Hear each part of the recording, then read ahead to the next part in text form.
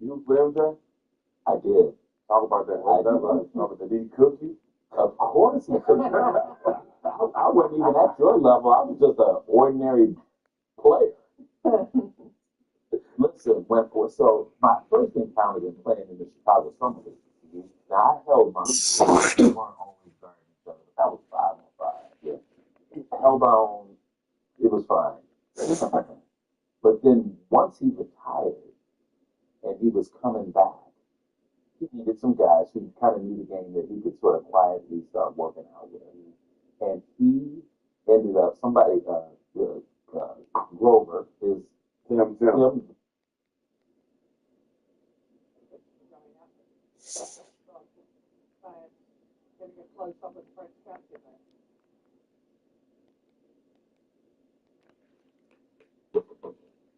Oh, welcome in, Bryce. Yeah, hi, thanks. How you doing? Are you hearing me okay? I can hear you, yeah. Okay. Yeah, I called in Friday, but my phone died during our conversation, so I apologize for that. Sure, that happens, yeah. Yeah. So yeah, over 18. I'm still on the subject of the historicity of the Bible is proof of the supernatural signature of the Bible, not that it was supernaturally orchestrated. And once again, I think, and I may be wrong, but I think you left the conversation saying that you were still on camp of it's just not historically accurate, so therefore the first point is mute. Is that right? I don't think it's completely historically accurate, no. For example, it says that Jesus was born because of the census of Quirinius, which is off by about 10 years. Right. And I mean, if this was 1988, you would say, well, it's not historical because David wasn't a real person because the Toledans deli hadn't been discovered yet. Right. So I mean, what's the proof that the Quirinius census happened in 4 BC rather than 6 CE? Well, you start any investigation is you see if there's anything that you can find. So you want to take the stuff that is historically accurate and ignore the stuff that's not? Well, I just start off with, is there anything historically accurate? I already told you it was. Yeah. So what's your point? There's historically accurate stuff in the Quran. Do you believe the Quran? Well, of course not. So it's the Bible. Okay, well, I think the best way to start an investigation is you're saying we're looking at crime crime scene. You're saying it's a suicide. I'm saying it's murder. You say, No, I'm not. great. What evidence at all do you think that it's a murder? So we talked about the Brooklyn Papyrus last time. I mean, it's dated to 1700 What does the Brooklyn Papyrus do for your argument? It proves Semitic slaves were in Egypt, but No, there were already knew that. yet. Okay, that's great. There have been Semitic slaves in Egypt for a period of almost 800 years. Right, but at least that's just a starting off point. I mean, with most atheists saying, well, there were no Hebrew slaves in Egypt Did I say at that? the time of the Exodus. So that's an Did I important say starting point. So that's an important starting point. Did I say that? I haven't watched every stream you've ever had, but I think it's a good starting point. Just to start there. Well, the answer is no. I've never said that. I've said on many occasions that there were, in fact, Semitic-speaking people in Egypt for a long period of time. Right. Okay, so that is a good starting point. There's historical proof of the Bible just from that. There's That's not historical proof for anything. That's the weakest historical proof you could ever have. Again, there's historical proof in the Quran, but you don't accept the Quran. Well, listen, that's one point. I don't know why can't we just go by each. Why can't we just go by each point? There's proof of Semitic slaves in Egypt at the right time period. Wrong time period. And then you can move on. Then you can move on to was a significant king in history. Most of the Semites were expelled in the 1600s. The Hyksos expulsion was in the 1600s. That's fine, but you're trying to find if there's any evidence at all. That's a good starting point. I already told you there are stuff in the Bible that are true. I don't know why you have a problem with this. I never said everything in the Bible is untrue. Okay, but when people haven't read the evidence, constantly hear you say there is no historical proof for the Bible. I've never said that. You said it in our conversation. No, I didn't. But okay. But then you have things like the Tel-Dan Stele pointing to King David. King David did exist. So what? I know King David existed, and so did the 12 tribes, actually 13 tribes of Israel. I know that. I don't care. It doesn't mean nothing to me. It doesn't mean that their God is real. Evidence doesn't matter to the skeptic. I completely understand. Do you know that Nebuchadnezzar was a real person? Sure. Does that mean that Lord Marduk is real? No, but like we said before, Oh, okay. Because the fact that somebody in history existed doesn't mean that their mythology is true, is it? Well, this is the problem. If instead of can we just go point by point of evidence? I mean, I need you to actually focus up during this conversation. Yeah. Also, Albedo, thank you for joining the Cracking Crew Elite. Big W, we appreciate that.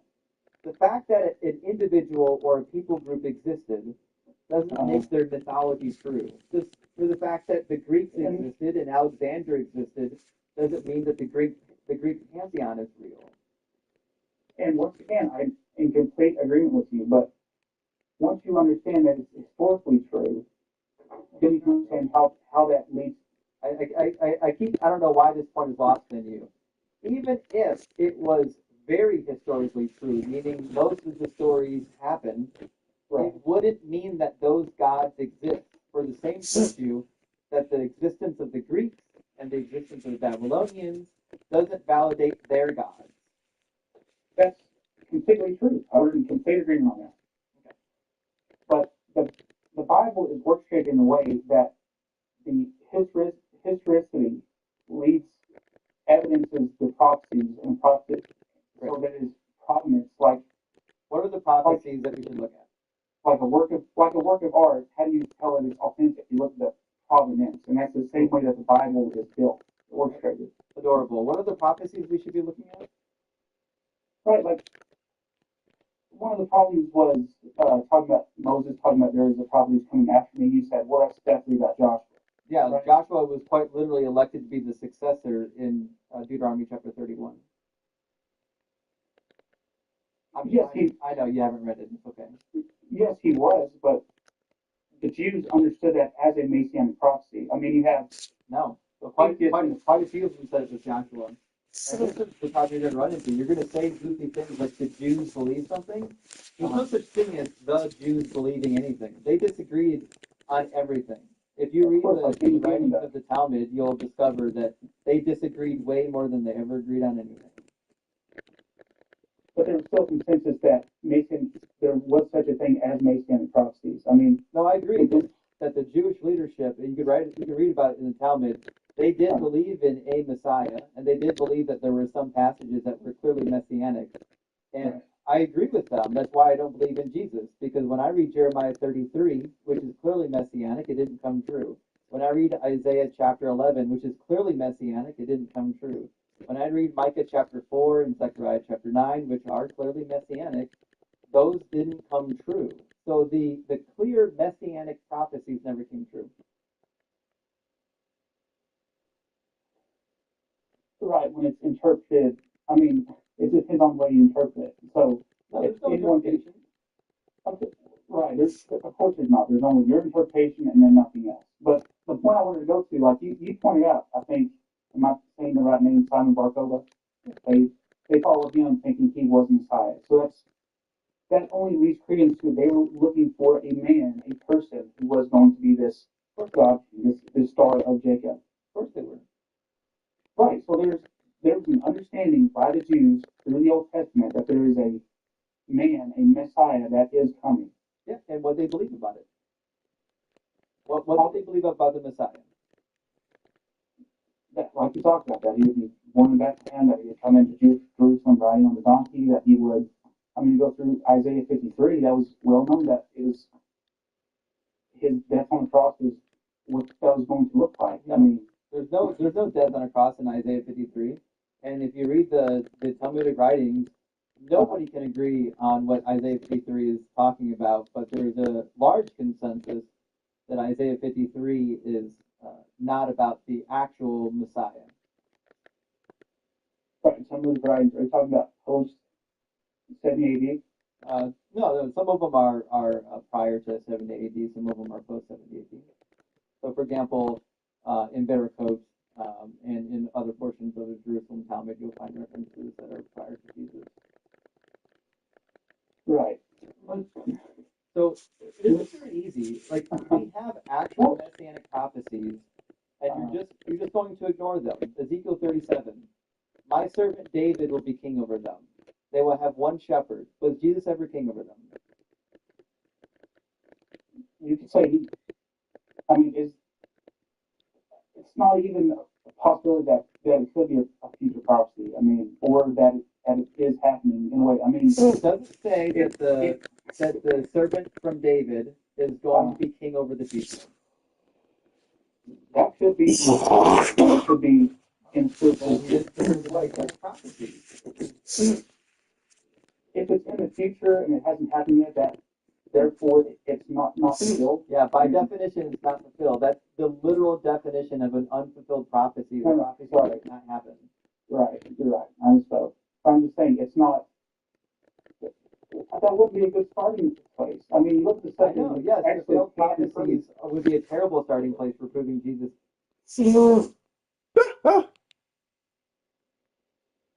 Why is my microphone not working?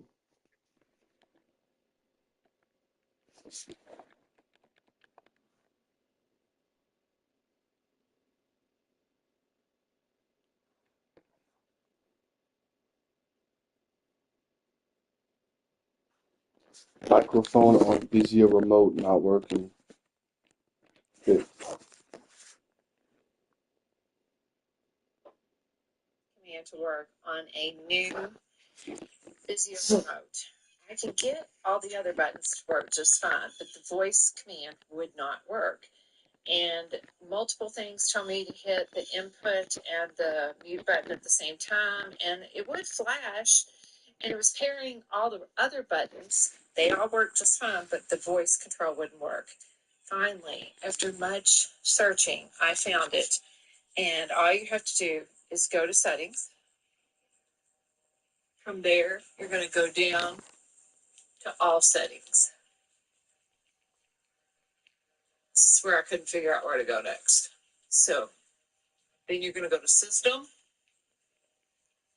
And when you go to system, there's voice remote. Click on that. You can now pair your new remote. Takes a few seconds, works perfectly now. How to get the voice command to work on a new Press and hold a microphone and mute button.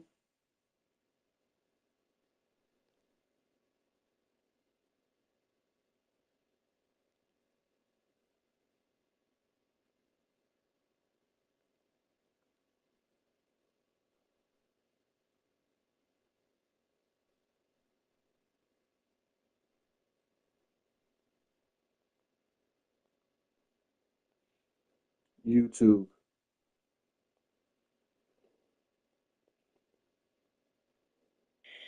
Vizio.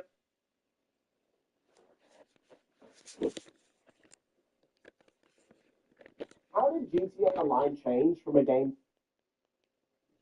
Cool. So looking at what I really like about this moment is that these young men are standing firm on what they want in a woman. And unfortunately for her, that meant outright rejection from every man in the room. Some people see rejection as proof that others made a mistake in their choosing. And by people, I mean women.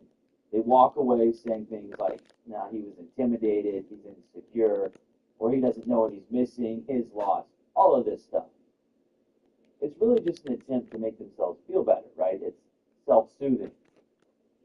Because it takes a lot of humility and bravery to look in the mirror and genuinely ask yourself, why does the market not want me? And that is something that men have been doing since they were young. Women, on the other hand, generally will tell themselves, they don't need to adapt or adjust to the male standard because the right man will come along and appreciate them for who they are. But what happens when a young woman meets a young man and that young man has options and isn't interested in a hookup, but instead wants something long-term? Well, here's a clip from a Mormon dating show with that exact scenario. Round one is called Love at First Sight. The rules are simple. We'll have one of our contestants come forward and introduce themselves. If one of the other contestants think they sound interesting, they'll come up and chat between the curtain. If they couple up, we'll drop the curtain and they get to move on to the next round. We only have room, though, for 7 couples. Let's get started. Let's get started?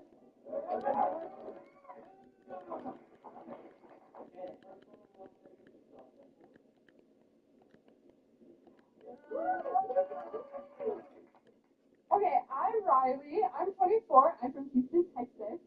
And honestly, I'm down for any adventure. I just got scuba dive certified, and I'm planning to go up to Australia this summer, so I'm super excited about that. And then I just picked up skiing like 2 years ago, and I honestly love any theme party. Like, those are like my favorite things. 2 years ago. Fuck up, you fucking dumb fuck. That's how it's You think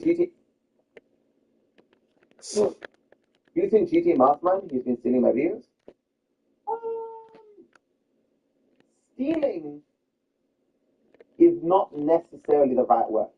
So as you guys know, I strike re-uploads of my content without even blinking. And yes, I consider watch parties of my videos to be re-uploads because I don't care. I mean, I express the pause button is my video. But generally speaking, so long as a person does something to the work, I'll be like, that's right. I don't know. Right? Well, it's going to be more than like, say, changing my voice to some AI thing or whatever. I've shown this on the back end before. So like YouTube, it's not perfect. Because it shows me in the back end all the re-uploads of my shorts. And they were just like a ridiculous amount of them. There's probably 250 here. More than that, maybe. I strike any that get any significant amount of views. Honestly, I should probably be taking down the low ones too, because it's probably just raw AI. All of these are clean on mine. Like, I mean, maybe watch a little bit of my video and this one, but I'm not going to look at this shit. It's got like 0 views. Who cares? Right? It's not only there that I see people using my work. Some people will at me in stuff. So like, how does this did blue ball percent? It's like invented by Dark by the AU. That's cool. I'm moving a ball. But there'll be things like this.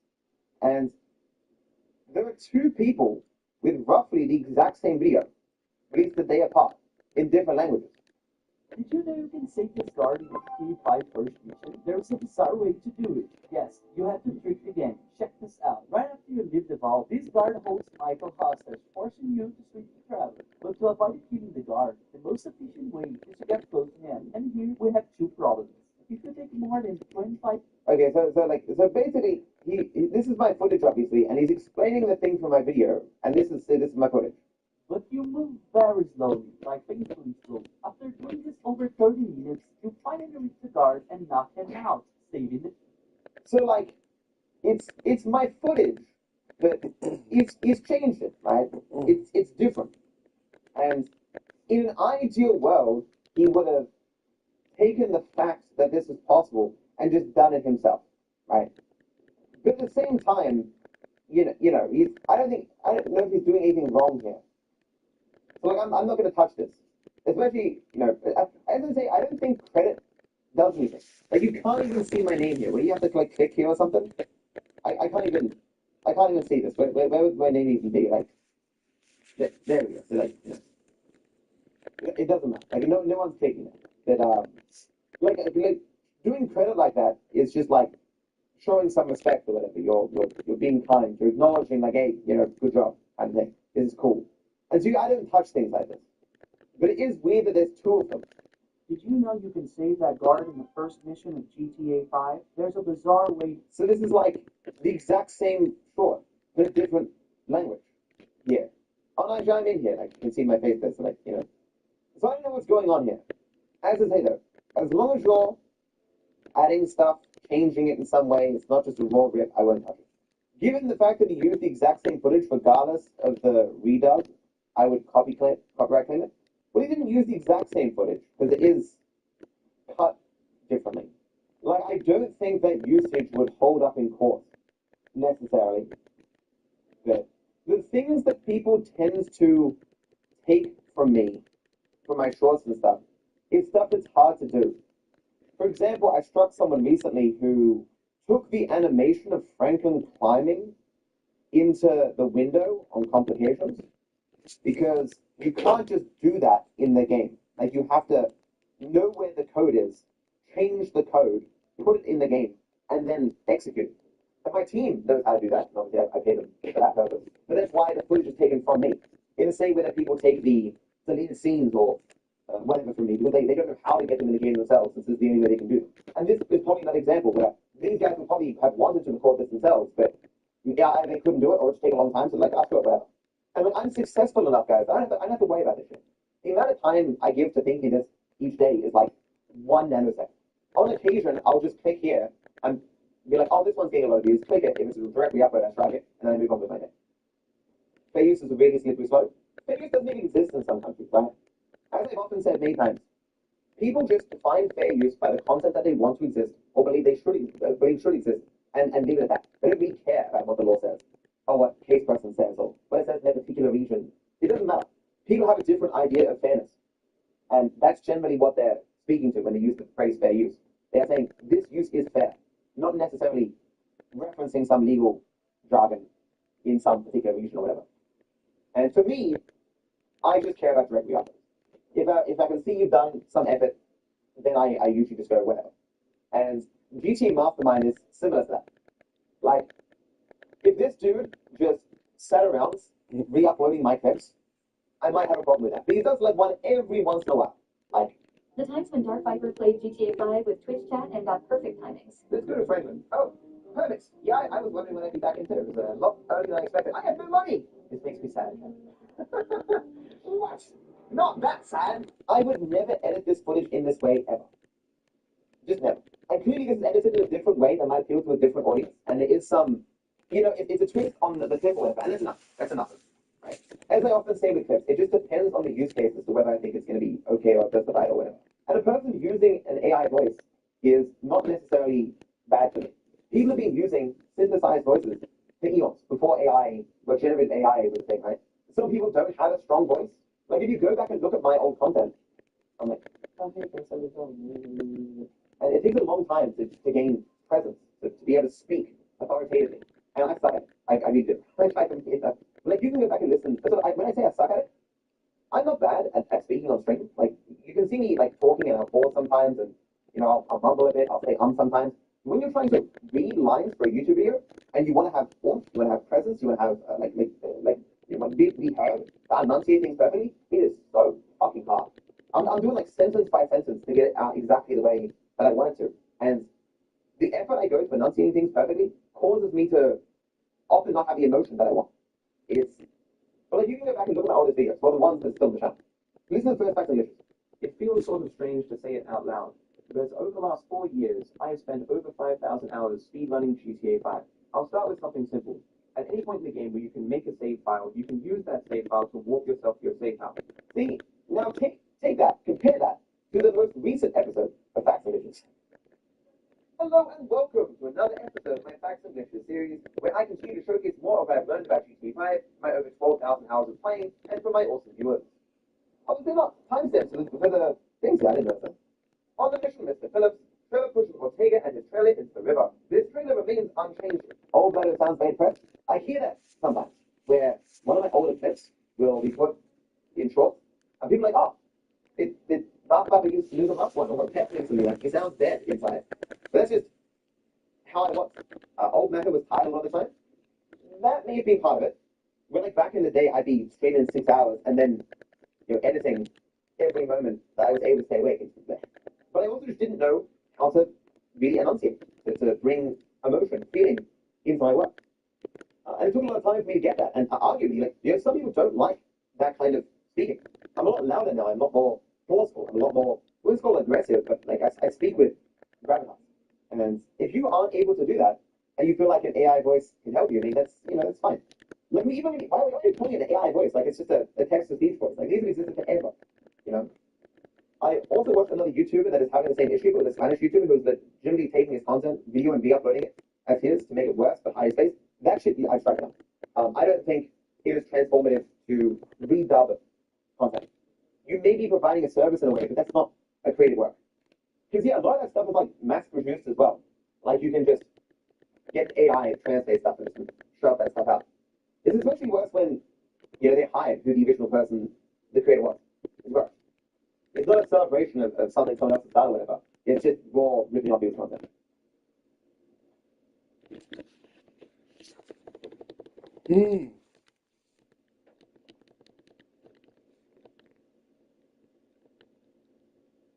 You know what the bullshit you're talking about. The blonde woman, a white blonde woman is not being called an angry, ugly hood rat.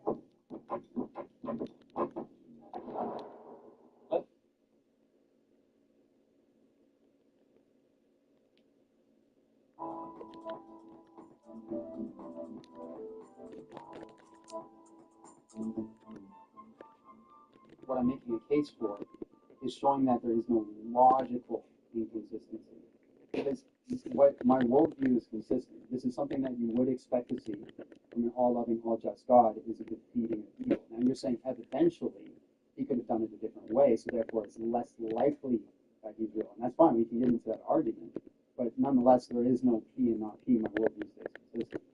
And we can make the argument, we can do it like a Bayesian approach, and we can say, hey, because of all these evils, it doesn't seem likely that this God exists. And I could say, sure, and then we can start weighing that. I think people can point to, like, well, why does God allow for, humans to commit terrible acts on each other? And, like, the response is free will, and that's fine or whatever. But what I think is a problem is that God commands things that he knows will lead to suffering. And I don't know, maybe your answer to this is going to be like the exact same. But, like, for example, we know today, I don't know what the number is. It's not that many, but, like, I think a couple hundred kids every year die from infections from getting their circumcision. Well, I mean, thousands of years ago, when the Israelites were supposedly doing this, those numbers would have been astronomically higher. But God said that this is a covenant that he needs the Israelites to form with him. So he desired for that to happen. And the pain and misery to those child and the families and all of that, I don't understand how, again, it's the exact same thing. How can a perfect being do that to people? Yeah, so now you're making the argument that God commands something that is, like, harmful, does bad to people, so therefore he's not good? Yeah, like, I would, again, call it a different kind of pointless suffering. Yeah, well, I can see that there is pointless suffering. So we're on the same page there. Well, this is definitely directly caused by God. I mean, some people like they'll point to humans as doing it. Some people have this view that like natural disasters aren't literally caused by God. Um, so those don't count. But this is an example of him directly doing that. And I don't see how an omnibenevolent being could do that. I think that's a logical problem. First question I have to ask is basically you're saying obviously this would cause more damage in the past. Are you aware of like what the data would have been if they didn't do it? Like, are you aware maybe it's possible that they would have had more infections or sexually transmitted infections or things like that, or uncleanliness or things, those types of areas? Like, are you aware of the data that would have happened? I've looked into the only research I'm aware of, and this is extremely ironic, about circumcised versus uncircumcised general health outcomes is, and we have no idea why this is, but uncircumcised homosexual men tend to get STDs less often. So based on the rest of what's in the Bible, I don't think that's why God was telling us to circumcise our children. But no, I've never seen any literature that says circumcisions pose any other beneficial health outcome. So you don't think that there's like a fact of like living in a culture that is completely unaware of like sexually transmitted infections, sexually transmitted diseases, those types of things, there wouldn't be any sort of effect? Is that plain right? Well, we don't. I don't know of any medical data that says that. But even if there was, then why on earth not just God created humans? It was up to Him the way we'd be designed. Why on earth just make us be born? I can't believe we're talking about foreskin. I hope we don't get shut down. Why on earth just not have humans be born without it? Yeah, that's the same argument as like why on earth not just make humans be born with the inability to get cancer, right? So any sort of state of nature that we're in that causes suffering, you're just saying is part of the problem. Well, you can. I think it's pretty much fair to say that cancer isn't God's fault necessarily. You can make the argument that it is, but well, this circumcision. Could God have created us as beings that would not be able to receive cancer?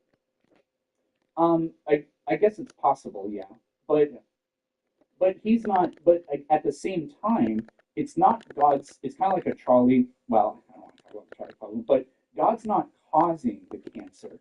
In this case, God is causing the deaths of those children via infection because He's giving them this covenant that they have to obey. Okay. In this hypothetical world, obviously using internal critique, is it not logically possible that because they are obeying the covenant, God supernaturally makes it so they do not die from infection? I don't think that that's reasonable to say. Well, because we know, like in the modern day, children die of these infections, and to say that, well, like to say that thousands of years ago God made it so that no kid ever died of infection from this.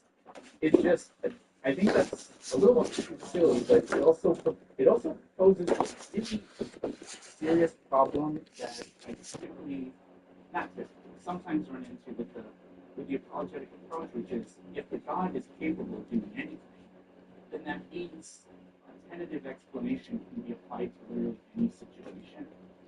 But an explanation that can explain absolutely anything at all explains nothing in particular. So it really loses value actually as an explanatory mechanism.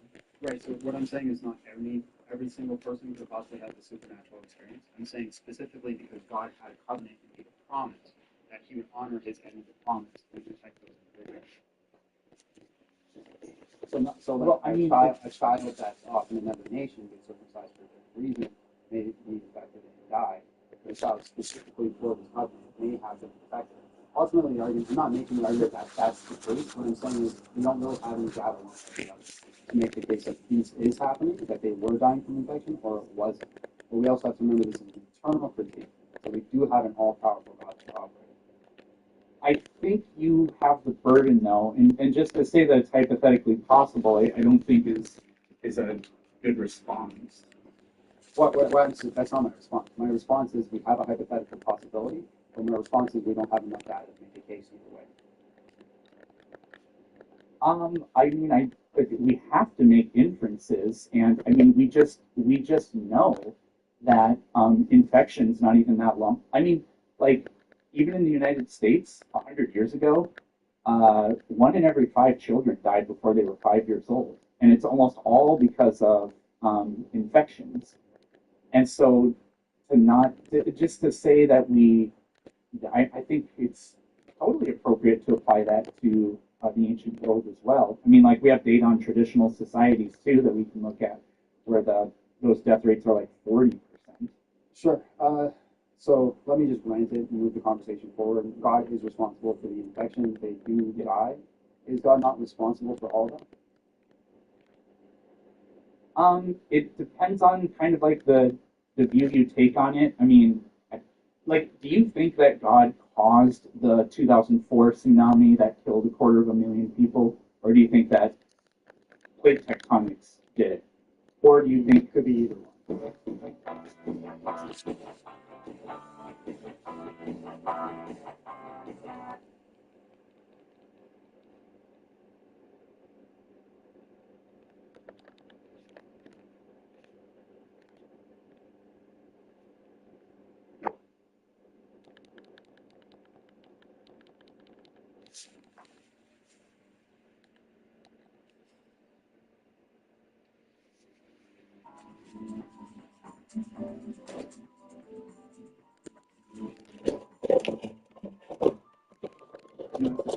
Be one of these people who thinks like Christian God is the only kind of God that can exist. Oh, okay. Well, then wouldn't an argument against the like? Because that's a little bit weird. Because I feel it's kind of weird from your perspective to say, well, you know, the argument against the perfect like problem of evil or whatever wouldn't prove that some other kind of God exists when you do believe that the God you believe in is the necessary one. So there isn't like an option B, you know. Yeah, I agree. There is no option B. But because my worldview is that this is the option, this is the necessary need. If you were to debunk my worldview, I'm not going to revert to atheism because all you've shown is that my worldview is collapsed, right? So that necessary being is out the window. I can now collapse to another worldview, and that other worldview could be the same God.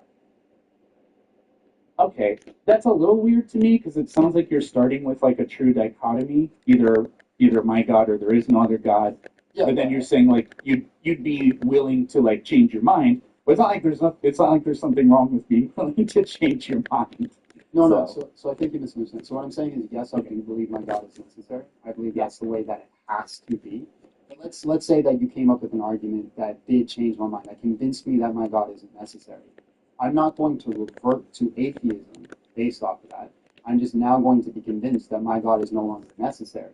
Normally when people talk about the problem of evil, from my perspective, what I think they kind of get wrong is they talk about humans doing terrible things to other humans. And you guys have a response to that, which is like we live in a fallen state and people have free will to like inflict misery, you know, which is a decent response. But I think that there's more ways to approach the problem of evil that I think are really problematic, which is that in terms of it being evidence for atheism, one of the things about the majority of suffering we experience, like getting diseases or an asteroid hitting the Earth and causing billions of deaths or a wildfire. Oh yeah. So all of these like random acts of nature, basically, that cause these horrendous sufferings, they're all like impersonal forces. Now, under naturalism, atheism, whatever you want to call it, I mean, we would expect that. It's literally how life is shaped on this planet. Extinctions are, and the struggle with nature is part of the evolutionary process. Under naturalism, I think you'd kind of expect that. But under theism, I feel like there really isn't a lot of room for impersonal forces because it's all unfolds according to God's divine will or plan or whatever. So I think you'd have to be committed to the idea that God desired or thought it would be good that a cosmic ray would give somebody cancer, for example. So before like going on and on and on, I'll let you respond to that. Yeah, so that just starts off the premise that you think that the theist has to hold the position that all evils are necessary to some sort of degree. Do you hold that? That they're necessary. Well, I don't know if they're necessary, but From the theist perspective. They wouldn't have to be necessary, but God can choose for them to not exist, and it would seem that this God would want them to exist, because I don't know why God would sit back and allow natural forces to do whatever it is they do without his intention or foresight. So you're making a probabilistic argument then, rather than a logical argument. So do you agree that there is no logical inconsistency in evil and in all loving God? Well, two things. I would say, yeah, I never thought about it this way, but I'd probably couch it as more probabilistic. The second thing was, I don't see a logical inconsistency between evil existing or saving. So yeah, most people when they bring up the problem of evil, they start on the logical problem of evil, where they basically say that you cannot logically have an all-loving God and the problem of suffering, or animal suffering, or the problem of evil. And so they say it's a contradiction, so it doesn't work. That's a different argument than if you're saying it's a probabilistic, which is the evidential problem of evil, where you're saying it seems to be due to all these evil things that it's less likely that a God exists because it's more probable and expected than natural. Yeah, well, I would say it's, I don't think it poses any logical problem for naturalism, but I think that it does pose a problem under theism, like a logical or evidential. Well, I would say logical, and I would say what I'm doing is I'm looking at the way things are and evidentially saying, it's saying one's more likely than the other. Okay, so yeah, that's an easy one then. So the logical problem of evil is basically stated from like my perspective. It's called the defeater argument.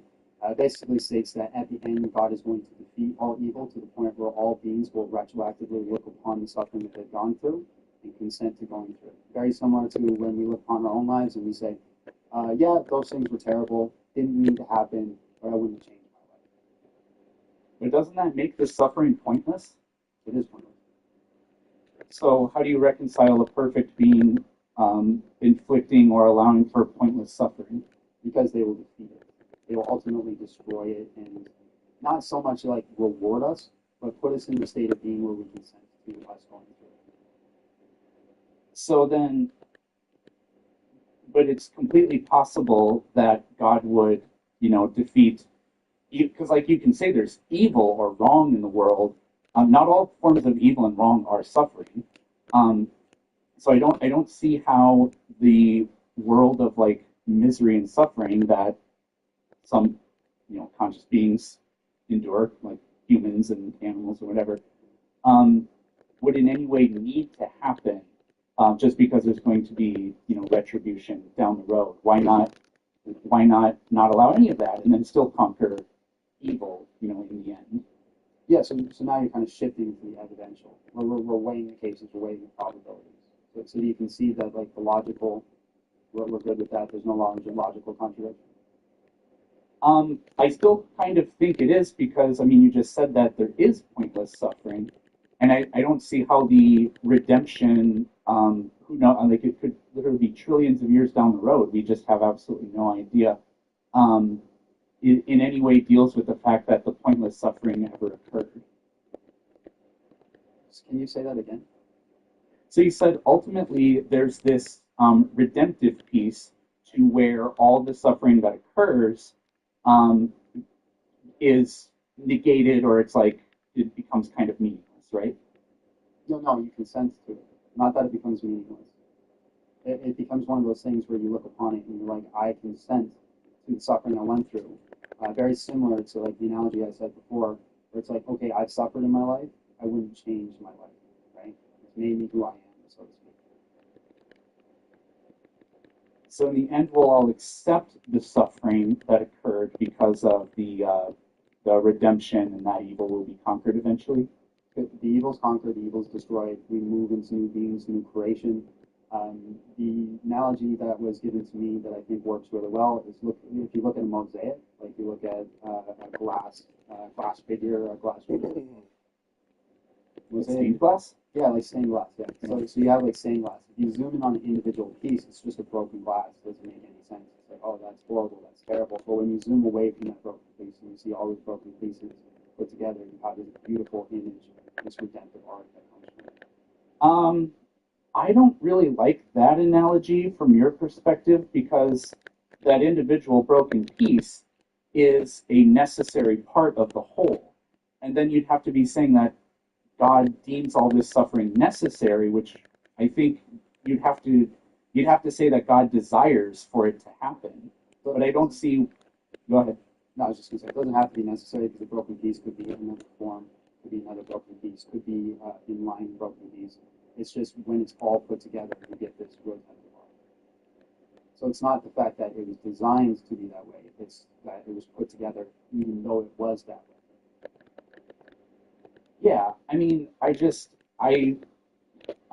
know. And maybe we're just looking at this so differently that I can't understand what you're saying. You can't understand what I'm saying, but it's just God could have created a world where that kind of suffering doesn't happen, and Jesus still comes back in the end, and evil is conquered or whatever. Or he could have created this world with all this suffering, and he did create the world that from point A to point B, the journey is kind of miserable, and that just wasn't necessary. But it just seems like God desired to do it that way, and I just